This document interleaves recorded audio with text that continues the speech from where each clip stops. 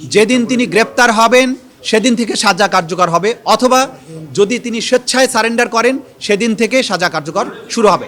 তর্কিত এই কনভারসেশনের মাধ্যমে শেখ হাসিনা বাংলাদেশে তার বিরুদ্ধে দায়েরকৃত মামলার বাদী, সাক্ষী এবং তদন্তকারী কর্মকর্তা সহ যারা এই বিচার প্রক্রিয়ার সাথে জড়িত তাদেরকে হত্যা করা, বাড়িঘর জ্বালিয়ে দেওয়া এবং নানানভাবে তাদেরকে থ্রেটেন করেছেন, যেটা আন্তর্জাতিক অপরাধ ট্রাইব্যুনালের আইন 1973-এর 11-4 ধারা অনুযায়ী এই ট্রাইব্যুনালের বিচারাধীন প্রক্রিয়াকে প্রেজুডিস করার অপরাধ। এই অপরাধ চূড়ান্তভাবে প্রমাণিত হওয়ায় আন্তর্জাতিক অপরাধ ট্রাইব্যুনাল নাম্বার 1 শেখ হাসিনা এবং আসামি শাকিল আকন্দ বুলবুলকে দণ্ডিত করেছেন। আসামি শেখ হাসিনাকে 6 মাসের বিনাশ্রম কারাদণ্ড এবং আসামি শাকিল আকন্দ বুলবুলকে 2 মাসের বিনাশ্রম কারাদণ্ডে দণ্ডিত করেছেন।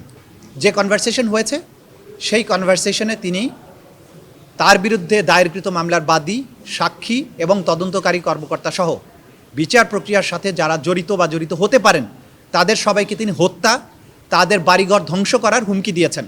এর ফলে আন্তর্জাতিক অপরাধ ট্রাইব্যুনালের তদন্ত সংস্থা মনে করে, তারা রিপোর্ট দিয়েছেন যে সাক্ষীরা সাক্ষী দিতে ভয় পাচ্ছেন এবং যারা আরও মামলা করার জন্য এখানে আসবেন, বাদী হবেন, তারাও মামলা করতে ভয় পাচ্ছেন, যেটা এই ট্রাইব্যুনালের বিচার প্রক্রিয়াকে বাধাগ্রস্ত করার শামিল।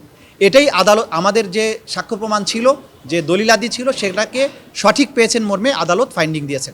বাংলাদেশের প্রথম 5D AI ইনভার্টার যুক্ত সর্বোচ্চ বিদ্যুৎ সাশ্রয়ী Jamuna air condition. Amicus curiae যে অপরাধটা সংগঠিত হয়েছে সেটাকে তিনি বলেছেন যে এটা অ্যাডমিনিস্ট্রেশন অফ জাস্টিসের প্রক্রিয়াকে বাধাগ্রস্ত করার শামিল, সুতরাং এটা কন্টেম্প্ট হয়েছে মর্মে তিনি পজিটিভ মতামত দিয়েছেন আদালতে। যেহেতু 227 জনকে যে হত্যার কথা বলা হয়েছে, 227 জন প্রথমে কিন্তু থানায় মামলা করেছিলেন, পরবর্তীতে তারা আন্তর্জাতিক অপরাধ ট্রাইব্যুনালের সাক্ষী হিসাবে এসেছেন।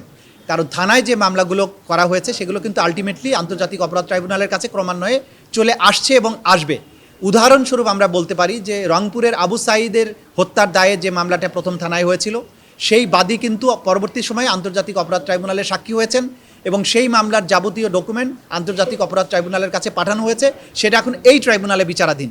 ঠিক একইভাবে চানখারপুলেও 6টি হত্যাকাণ্ডের দায়ে 6টি মামলা হয়েছিল, সেখানেও আসামি হিসেবে শেখ হাসিনার নাম আছে। ওই 6টি মামলাও কিন্তু আন্তর্জাতিক অপরাধ ট্রাইব্যুনালে চলে এসেছে, ওই 6 জন বাদীও আন্তর্জাতিক অপরাধ ট্রাইব্যুনালের সাক্ষী। সুতরাং এই হুমকি দেওয়ার মাধ্যমে তিনি শুধুমাত্র যে থানায় মামলা করা বা সারা দেশে যে সমস্ত মামলা করেছেন তাদেরকেও হুমকি দিয়েছেন, একই সাথে আন্তর্জাতিক অপরাধ ট্রাইব্যুনালে যারা সাক্ষী দিচ্ছেন বা মামলার বিচারের জন্য সাহায্য করছেন তাদেরকেও তিনি থ্রেটেন করেছেন।